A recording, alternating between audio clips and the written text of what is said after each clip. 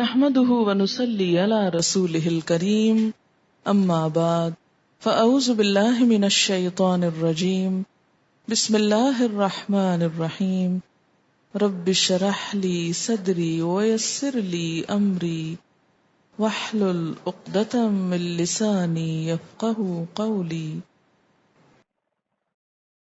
ان قارون كان من قوم موسى فبغى عليهم وآتيناه من الكنوز ما إن مفاتحه لتنوء بالعصبة أولي القوة إذ قال له قومه لا تفرح إن الله لا يحب الفرحين۔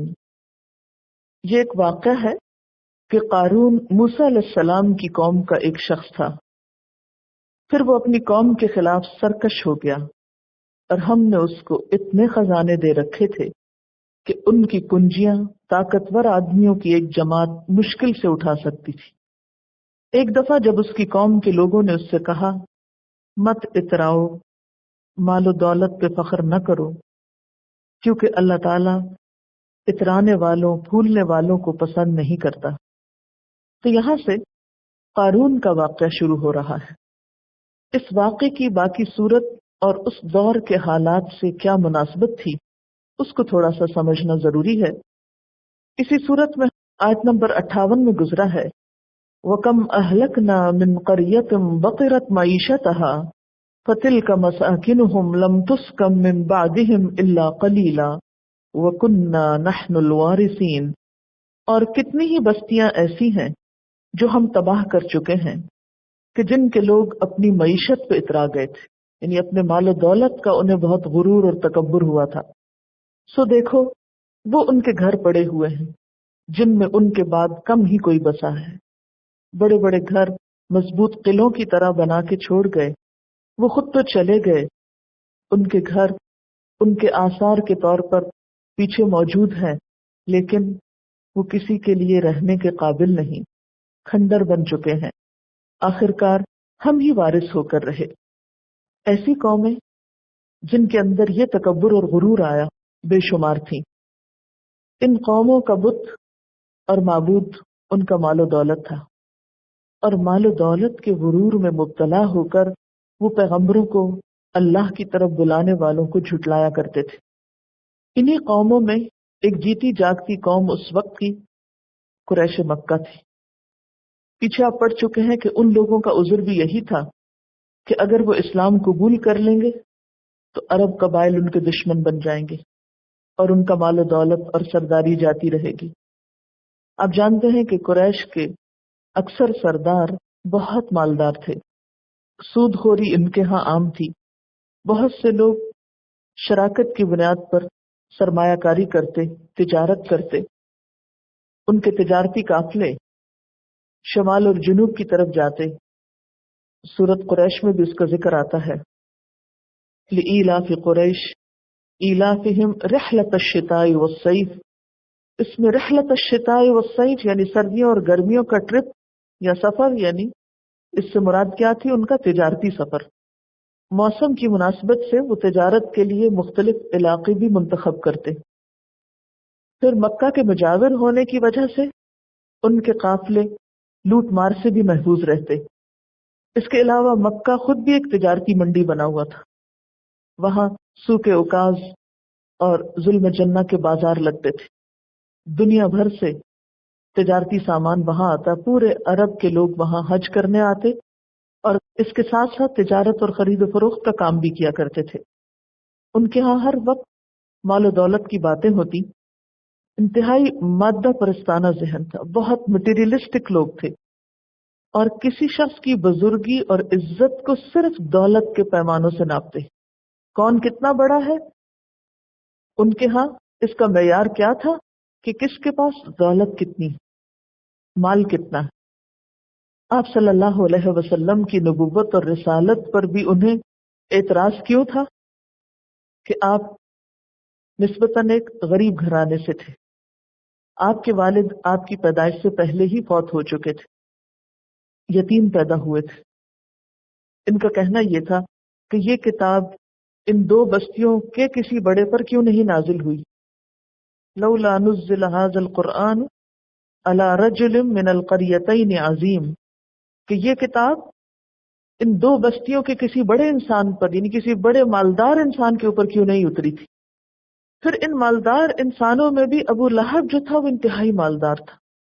کہتے کہ مکہ کے دو لوگوں میں سے ایک تھا جو سب سے زیادہ مالدار تھے، اور اسی مال کی بنا پر وہ آپ صلی اللہ علیہ وسلم کی مخالفت زیادہ شدت سے کرتا تھا، کیونکہ مال کی اپنی قوت ہوتی ہے نا، تو وہ اس قوت کو اسلام کے خلاف استعمال کرتا. نہ صرف یہ کہ وہ، بلکہ اس کی بیوی بھی اپنے گلے کے ہار کی طرف اشارہ کر کے کہا کرتی تھی کہ محمد صلی اللہ علیہ وسلم کی مخالفت میں اس کو بھی بیچ ڈالوں گی. اسی لیے سورۃ لہب اتری تھی، تبت یدا ابی لہب وتب ما اغنى عنه ماله وما كسب سيصلى نارا ذات لهب وامرأته حمالة الحطب في جيدها حبل من مسد. ٹوٹ گئے دونوں ہاتھ ابو لہب کے اور وہ برباد ہوا، اس کا مال اس کے کسی کام نہ آیا اور جو کچھ اس نے کمایا. اور پھر اس کی بیوی کے بارے میں کیا کہا کہ اس کی بیوی بھی جو لکڑیاں یا ایندھن چننے والی تھی، اس کے گلے میں بھی مونج کی رسی ہوگی، یعنی جہنم میں، اور وہ بھی اس بات کی علامت کے طور پر کہ اسے اپنے ہار پہ بڑا مان تھا، اور ہار کی وجہ سے وہ بہت اتراتی تھی، تکبر کرتی تھی اور دکھاوا کرتی. اور جہاں وہ ایک طرف اس ہار کی محبت میں مبتلا تھی، وہاں تو آپ صلی اللہ علیہ وسلم اور آپ کے مشن کے خلاف اتنا بغض رکھتی تھی کہ اس ہار تک کو بیچنا چاہتی تھی. تو ان کا انجام دنیا میں ہی دکھا دی گیا. قرآن پاک میں ایک شخص ہے صرف جس کا نام لے کر اس کی شدید برائی بیان کی گئی، اور پھر دوسرا یہ قارون ہے کہ جو مسلمان قوم میں سے تھا، لیکن مال کی محبت کی وجہ سے اس کے اندر جو بگاڑ آیا، تو اس کا ذکر اس انداز میں یہاں پر کیا گیا ہے. اس کے بارے میں آتا ہے کہ موسیٰ علیہ السلام نے اس سے زکوٰۃ کی ادائیگی کا مطالبہ کیا تھا، تو اس نے زکوٰۃ دینے سے انکار کر دیا اور موسیٰ علیہ السلام کی مخالفت شروع کر دی. کہتے ہیں کہ یہ قارون جو تھا وہ موسیٰ علیہ السلام کے چچا کا بیٹا تھا، قریبی رشتہ داروں میں سے تھا. اور آپ کو معلوم ہے کہ عموماً کزنز کے اندر ایک خاص قسم کی جیلسی بھی پائی جاتی. چونکہ مالدار یہ تھا اور نبوت موسیٰ علیہ السلام کو ملی، اور موسیٰ علیہ السلام کے ساتھ حضرت ہارون علیہ السلام کو بھی مل گئی، تو دو بھائیوں کو یا دو کزنز کو جب نبوت ملی تو اس کو بہت حسد ہوا کہ میں زیادہ مال رکھتا تھا، نبوت تو میری طرف آنی چاہیے تھی، ان کو کیا اہمیت ملی. اسی قسم کی جیلسیز کا شکار اہل مکہ بھی تھے. تو چونکہ قارون کے کردار میں اور اہل مکہ کے سرداروں کے کردار میں ایک خاص قسم کی مماثلت پائی جاتی، تو اس لیے اس کا ذکر یہاں پر کیا گیا. تھا یہ بنی اسرائیل میں سے، یعنی بائے برتھ یہ مسلمان تھا، لیکن موسیٰ علیہ السلام سے حسد اور ضد اور آپ کے حکم کی مخالفت کی بنا پر فرعون اور حامان کے ساتھ اس نے دوستی کر لی اور آپ کا دشمن ہو گیا. اور نہ صرف یہ کہ خود، بلکہ کہا جاتا ہے کہ 200-250 لوگوں کو بھی اس نے اپنے ساتھ شامل کر لیا تھا. اور اپنے مال و دولت کی بنا پر اس نے فرعون کے دربار میں ایک خاص مقام حاصل کر لیا تھا. اور کہتے ہیں کہ فرعون اور حامان کے بعد تیسرے نمبر پہ اس کا شمار ہوتا تھا. اسی لیے ہم دیکھتے ہیں کہ سورۃ المؤمن کی آیت نمبر 23 اور 24 میں آتا ہے کہ ہم نے موسیٰ علیہ السلام کو اپنی نشانیوں اور کھلی دلیل کے ساتھ فرعون، حامان اور قارون کی طرف بھیجا. ویسے تو موسیٰ علیہ السلام سب کے لیے آئے تھے، بنی اسرائیل کے لیے بھی اور قبطیوں کے لیے بھی، اہل مصر کے لیے بھی، لیکن ان کے یہ 3 نمائندے تھے اور یہ بھی فرعون اور حامان کے ساتھ جا ملا تھا، اس لیے اس کا نام بھی انہی کے ساتھ لیا گیا. تو وہ کہنے لگے کہ یہ تو ایک کھلا جادوگر ہے اور سخت جھوٹا ہے. تو گویا قارون بھی وہی زبان بولتا تھا جو فرعون اور حامان بولتے تھے. انتہائی مالدار تھا اور اس مال پر بہت فخر اور غرور اور تکبر بھی تھا. تو اللہ تعالیٰ نے یہاں اس کے انجام کا ذکر کیا ہے اس رکوع میں یا ان آیات میں. اس دور کے مکہ کے لوگوں کو اور پھر رہتی دنیا تک کے لوگوں کو یہ سبق سکھایا گیا کہ کوئی بھی شخص مال کی بنا پر کبھی تکبر نہ کرے، حق کو نہ جھٹلائے، کیونکہ جب انسان کی شامت آتی تو مال اس کو بچا نہیں سکتا، جیسے مال قارون کے کام نہ آیا. تو آئیے اب اس کی کچھ تفصیلات دیکھتے ہیں. ان قارون بے شک قارون، قارون کا نام یہودی کتابوں میں قورہ آیا ہے، قاف واو رے ہے، یا کے او آر اے ایچ. تو ان قارون، بے شک قارون، کان من قوم موسیٰ، موسیٰ علیہ السلام کی قوم کا شخص تھا. اور موسیٰ علیہ السلام کی قوم کون تھی؟ بنی اسرائیل. ابن عباس کی روایت میں اس کو موسیٰ علیہ السلام کا چچا زاد بھائی قرار دیا گیا ہے. قارون کے کردار کے بارے میں کچھ اور باتیں بھی تاریخ میں ملتی ہیں، اور وہ یہ کہ قارون تورات کا حافظ بھی تھا، عالم بھی تھا. نہ صرف یہ کہ مالدار تھا بلکہ اس کے ساتھ ساتھ عالم بھی تھا. بنی اسرائیل کے باقی لوگوں کی نسبت اس کے پاس کتاب کا علم بھی زیادہ تھا، مگر یہ بھی سامری کی طرح منافق ثابت ہوا. اور اس کی منافقت کا سبب کیا تھا؟ دنیا کی محبت اور حرص اور لالچ. ان قارون کان من قوم موسیٰ فبغى علیہم، تو اس نے کیا کیا؟ ان پر کس پر؟ اپنی قوم پر، بنی اسرائیل پر بغاوت کر دی، سرکشی کر دی. کس بنا پر؟ حسد کی بنا پر، کہ نبوت موسیٰ اور ہارون علیہم السلام ہی کو کیوں ملی ہے، وہی آخر کیوں قوم کی امامت و پیشوائی کریں، دوسروں کو یہ حق کیوں نہیں. تو اس نے خاندان کے کچھ اور لوگوں کو ساتھ ملایا اور موسیٰ علیہ السلام کے خلاف بغاوت کے لیے اٹھ کھڑا ہوا. اس سلسلے میں تورات کے الفاظ باب گنتی تھے، تورات کا ایک چیپٹر ہے گنتی، تو اس میں جو الفاظ ملتے ہیں اس کی بغاوت کے وہ کچھ یوں ہیں. اور وہ یعنی قارون اور بنی اسرائیل میں سے 250 اور اشخاص جو جماعت کے سردار اور چیدہ اور مشہور آدمی تھے، موسیٰ علیہ السلام کے مقابل میں اٹھے.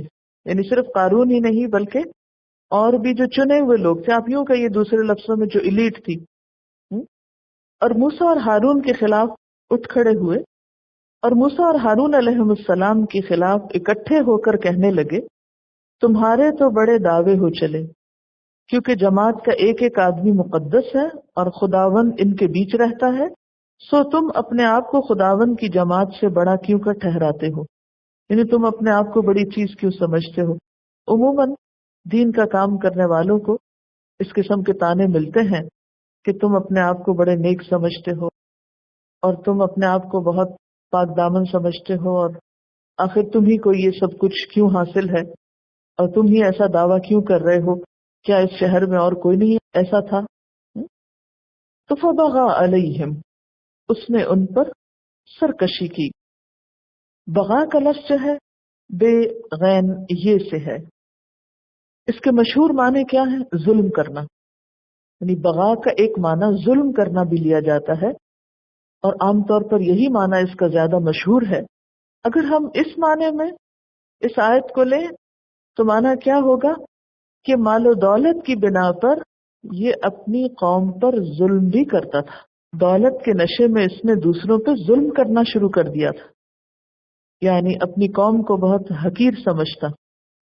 بعض روایات میں یہ بھی آتا ہے کہ یہ فرعون کی طرف سے اپنی قوم کا عامل بھی تھا، یعنی گورنر تھا اور اپنی اتھارٹی کو اپنی ہی قوم کے خلاف استعمال کرتا تھا. اور بغا علیہم کا معنی تکبر کرنا بھی آتا ہے. اس طرح معنی کیا ہوگا کہ مال و دولت کے نشے میں اس نے بنی اسرائیل کو حقیر اور ذلیل سمجھا. کتنی اہم بات سمجھ میں آتی ہے نا یہاں سے کہ مال و دولت کا نشہ ایسا ہوتا ہے کہ جس کی بنا پر انسان اپنے رشتہ داروں کو، اپنے خون کے رشتوں کو، اپنے ساتھیوں اور دوستوں کو، اپنے ہم وطنوں کو بھی بھول جاتا ہے. انسان اپنی آئیڈینٹی، اپنی نیشنلٹی، اپنا ملک، اپنا وطن، وہ بھی سب برا لگنے لگتا ہے. اپنی اوریجنز، ان سے بھی انسان اپنے آپ کو کاٹ لیتا ہے. قارون نے بنیادی طور پر کیا کیا تھا؟ اپنے آپ کو اپنی اوریجن سے کاٹ لیا تھا، بلکہ اس کے خلاف بغاوت کر دی تھی. آج آپ دیکھیے ہم مسلمانوں کا حال کیا ہے. ہم میں سے بہت سے ایسے ہیں کہ جو کسی دوسرے ملک میں جا بستے ہیں، وہاں کے کلچر کو اختیار کر لیتے ہیں، اگر مال و دولت کچھ زیادہ مل جائے تو اپنے ملک سے نفرت تو کیا، اپنے ملک کے خلاف سازشیں بھی کرنے لگتے ہیں اور بعض اوقات بک بھی جاتے ہیں. اسی لیے آپ صلی اللہ علیہ وسلم نے دولت کو اس امت کا فتنہ قرار دیا تھا. بہت کم لوگ ایسے ہوتے ہیں جو دولت پا کر، اس نعمت کو پا کر اپنی حدود میں رہیں، بندگی کی خو میں رہیں، ورنہ اکثریت کا حال تو یہی ہوتا ہے کہ دولت پا کر بغاوت ہی کی خو ان کے اندر آ جاتی ہے، سرکشی پیدا ہو جاتی ہے، انسان اپنی حدود سے باہر نکلنے لگتا ہے. بغاوت کا جو لفظ ہے، اسی پہ اگر آپ غور کریں تو آپ آیت کو بہت اچھی طرح سمجھ سکتے ہیں کہ موسیٰ علیہ السلام کی قوم کا شخص ہو، حافظ تورات ہو، عالم ہو، مالدار ہو، لیکن ہر چیز سے بڑھ کر اس کو دولت کا نشہ ہو، تو اس میں آ کر وہ بغاوت کا علم بلند کر دے، اپنی قوم کو ذلیل سمجھے، ان کو حقیر سمجھے اور اپنے دشمنوں کے ساتھ جا ملے، اپنی قوم کی اور اپنے آباء و اجداد کی وفاداریاں چھوڑ کر انسان دوسروں کا ہو جائے، تو اس سے گھٹیا حرکت اور کیا ہو سکتی ہے. پھر اس کے مال و دولت کا کچھ حال بتایا جاتا ہے. وَآتَيْنَاهُ مِنَ الْكُنُوزِ، اور ہم نے عطا کیے تھے اس کو خزانے یا خزانوں میں سے ہم نے اس کو عطا کیا تھا. کنوز کنز کی جمع ہے، مدفون خزانے کو کہتے ہیں، دفن شدہ خزانہ، وہ خزانہ جس کی زکوٰۃ نہ دی گئی ہو. عموماً ایسا ہی ہوتا ہے نا کہ جو خزانہ کہیں زمین میں دبا دیا گیا ہو یا بہت گہرا کہیں دور رکھ دیا گیا ہو تو پھر اس کا حساب کتاب بھی نہیں ہوتا اور زکوٰۃ دینا بھی اس پر مشکل ہوتی. وَآتَيْنَاهُ مِنَ الْكُنُوزِ، اس قدر تھے وہ کنوز کہ اِنَّ مَفَاتِحَهُ، کہ اس کی کنجیاں، مفتاح کی جمع مفاتح. کیسی تھی اس کی کنجیاں؟ لَتَنُوءُ، البتہ بھاری ہوتی تھی، بالعصبت، بڑی جماعت پر، اولی القوت، قوت والی. یعنی اس کے پاس اتنا مال و دولت تھا کہ اس مال و دولت کے خزانوں کی کنجیاں بھی یا چابیاں بھی اٹھانا یا ان کی حفاظت کرنا ایک بڑی بھاری مضبوط جماعت انسانوں کی جو ہے اس کے لیے بھی مشکل تھا. ان کو سنبھالنا یا ان کو مینج کرنا ان کے لیے بھی بہت مشکل تھا. تنوع کا لفظ جو ہے نون واو حمزہ سے ہے، نوعن، بھاری ہونے اور بوجھ کے مارے گرے جانا، جھکنے کے معنی میں آتا ہے. یعنی مضبوط قسم کی جماعت بھی ان کنجیوں کے بوجھ سے جھک جاتی تھی. یعنی جس طرح کوئی شخص بھاری چیز اٹھاتا ہے، تصور میں لائیں کہ کوئی بہت وزنی چیز آپ نے اٹھائی ہو تو آپ کی چال لڑکھڑانے لگے گی، آپ گرنے لگے گے، اپنے آپ کو سنبھال نہیں پائیں گے. یا کسی بچے کو ذہن میں لائیں جس نے کوئی بہت بڑی چیز اٹھا لی ہو تو عموماً کیا ہوتا ہے، وہ خود بھی ساتھ گر جاتا ہے نیچے. اسی طرح وہ کنجیاں اتنی وزنی ہوتی تھیں کہ ان کو اٹھاتے سنبھالتے لوگ لڑکھڑا جاتے تھے، اور ایک شخص کے بس کی تو بات ہی نہیں تھی، ایک پوری مضبوط قوت والی جماعت تھی انسانوں کی جو یہ کام کرتی تھی. یعنی ایک بڑی جماعت کو بھی وہ چابیاں اٹھاتے گرانی محسوس ہوتی تھی، وہ بوجھ سے جھک جاتے تھے. ایک بات یہاں پر یاد رہے کہ اس دور میں سیف اور الماریاں اور بینکس نہیں ہوا کرتے تھے، یا بینکس کے لاکرز نہیں ہوتے تھے مال و دولت رکھنے کے لیے یا محفوظ کرنے کے لیے. آپ بتائیں گے کہ پرانے زمانے میں خزانے کہاں رکھے جاتے تھے؟ زمین میں دفن کیے جاتے تھے. اور جس زمین میں دفن کیے جاتے تھے پھر اس زمین کی حفاظت کی جاتی تھی، اور اس کے لیے آہنی گیٹ اور پھاٹک بنوائے جاتے تھے، اور ان پھاٹکوں کو بند رکھنے کے لیے بڑی بڑی کنجیاں یا بڑی بڑی لوہے کی چیزیں اٹکاؤں کے طور پہ استعمال ہوتی تھی. جو جو زمانہ ترقی کرتا گیا کنجیاں بھی چھوٹی سے چھوٹی ہوتی گئی، مختصر ہوتی گئی، اور پھر اب تو صرف نمبرز اور کوڈ سے بھی کام چل جاتا ہے. لیکن اس زمانے میں ابھی ایسی ترقی نہیں ہوئی تھی. یعنی آپ تصور میں لائیں کہ کوئی زمین ہے جسے کھود کر اندر خزانہ دبایا گیا ہے، پھر اس زمین کا ایک حصار ہے، وہاں بڑے بڑے گیٹ ہیں، پھاٹک ہیں، پھر ان پھاٹکوں کو بند کرنے کے لیے کئی لوگ لگتے ہیں. یعنی آہنی پھاٹک، جب بڑا دروازہ کھولنا ہوتا ہے تو ایک شخص سے نہیں کھلتا، کیا ہوتا ہے بہت سے لوگ مل کے دھکا لگاتے ہیں، پھر ان دروازوں کو بند کرنے کے لیے پھر کئی لوگوں کو قوت لگانی پڑتی، پھر ان کے آگے روک ڈالنے کے لیے بڑے بڑے لوہے کے اور بڑے بڑے میٹل کے راڈز اور چیزیں لگانی پڑتی، ہائٹ میں بھی زیادہ ہوتے ہوں گے، اوپر سے بھی نیچے سے بھی.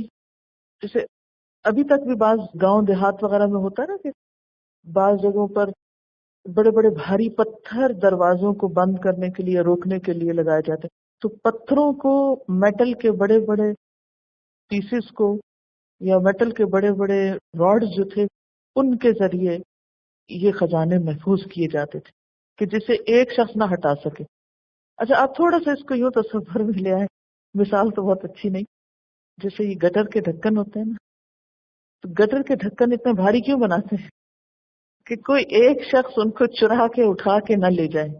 ٹھیک ہے نا؟ تو شاید اس مثال سے آپ کو بات سمجھ میں آ جائے.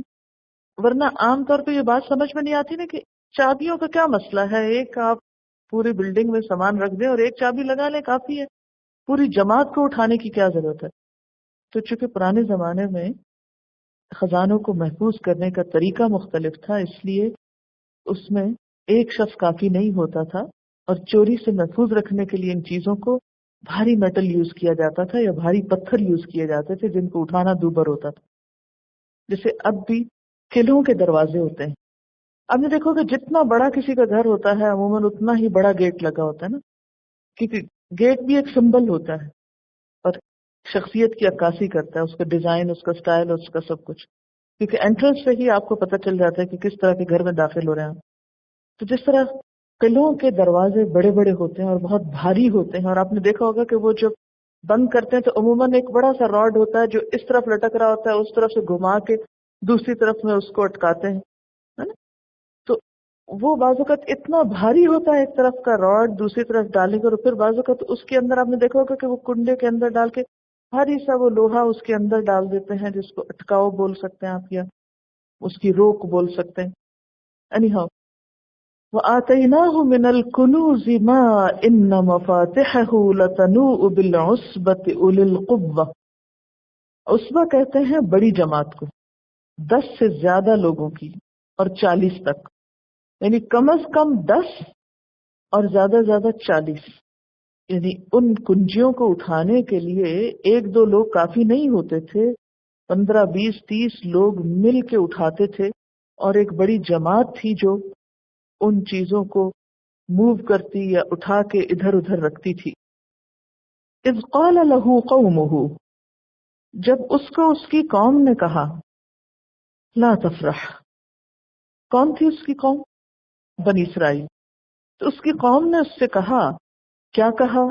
لا تفرح، مت اتراؤ، مت اتنے پھول جاؤ، مت خوش ہو جاؤ، یعنی مال و دولت پر فخر اور غرور نہ کرو.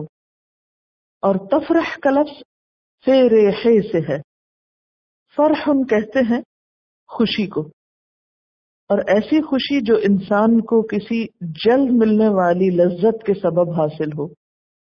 یہ لفظ بھی ازداد میں سے، اس کو اچھے معنوں میں بھی یوز کیا جاتا ہے اور برے معنوں میں بھی. مثلا یہاں پر آپ دیکھ رہے ہیں کہ نہ پھولو، اللہ پھولنے والوں کو پسند نہیں کرتا، مت خوش ہو، مت اتراؤ، ایسے لوگ اللہ کو اچھے نہیں لگتے. تو کس معنی میں استعمال ہوا؟ مذموم، مذمت کیا ہوا. لیکن دوسری جگہ پر قرآن پاک میں ہی اسے اچھے معنوں میں بھی استعمال کیا گیا ہے. مثلا قرآن پاک جیسی نعمت کے ملنے پر خوش ہونا چاہیے. قل بفضل اللہ وبرحمتہ فبذلک فلیفرحوا. یہاں کہا جا رہا لا تفرح، ایک اور جگہ پر آتا ہے لا تفرحوا بما آتاکم، اور اس جگہ پر کیا کہا گیا؟ فلیفرحوا، چاہیے کہ خوش ہو. تو یہ لفظ جو ہے اچھے معنوں میں بھی استعمال ہوتا ہے اور برے معنوں میں بھی. کیا چیز اس کو اچھا یا برا بناتی؟ اگر خوشی تکبر کی وجہ سے ہو، خود پسندی کی وجہ سے، جس میں اترانا شامل ہو، فخر اور غرور شامل ہو، تو پھر ایسی خوشی پسند نہیں اللہ تعالیٰ کو. اور اگر انسان یہ سمجھتا ہو کہ خوشی میرے کسی ذاتی کمال کی وجہ سے یا میری وجہ سے، اور خوشی کو انسان اللہ کا احسان نہ سمجھے تو ایسی خوشی بری. لیکن اگر کسی بھی نعمت کو پا کر انسان شکر ادا کرے، اس کو اللہ تعالیٰ کا احسان مانے، تو پھر وہی خوشی انسان کے لیے پسندیدہ ہے. آپ نے دیکھا ہوگا کہ بعض لوگوں کا حال یہ ہوتا ہے کہ جب ان کو کوئی نعمت ملتی ہے، تھوڑی سی بھی کوئی چیز دوسروں سے زیادہ مل جاتی، مثلا علم یا ذہانت، کوئی قابلیت یا لیاقت، حسن، مال و دولت، تو وہ کیا کرتے ہیں؟ ایک دم شیخیاں بگاڑنے لگتے ہیں، اکڑنے لگتے ہیں، تکبر کرنے لگتے ہیں، دوسروں کو خاطر میں ہی نہیں لاتے، فوراً دوسروں کو حقیر سمجھنے لگتے ہیں. اکثر مال والوں کا یا کسی بھی نعمت میں زیادہ ہونے والوں کا یہی طریقہ ہوتا ہے کہ دوسرے انسان کو پھر انسان ہی نہیں سمجھتے. ایسی کسی بھی کیفیت کی بنا پر اگر انسان کے اندر کوئی تکبر اور خوشی کی کیفیت ہے تو وہ پسندیدہ نہیں، اس سے منع کیا گیا ہے. تو اس کی قوم چونکہ مسلمان قوم تھی، تو قوم ساری تو نہیں بلکہ اس کے اندر جو سمجھدار لوگ تھے، جو علم والے تھے، جو بصیرت رکھتے تھے، انہوں نے قارون کو منع کیا تھا. ورنہ عام طور پر تو لوگ دوسروں کی برائیاں دیکھتے ہیں اور گزر جاتے ہیں، ان کو احساس بھی نہیں ہوتا کہ کوئی برا کر رہا ہے اور اس کو منع بھی کرنا چاہیے. لا تفرح ان اللہ لا يحب الفرحین، مت اتراؤ، اللہ کو اترانے والے پسند نہیں ہیں. سبحانک اللہم و بحمدک، نشہد ان لا الہ الا انت، نستغفرک و نتوب الیک. السلام علیکم ورحمۃ اللہ وبرکاتہ.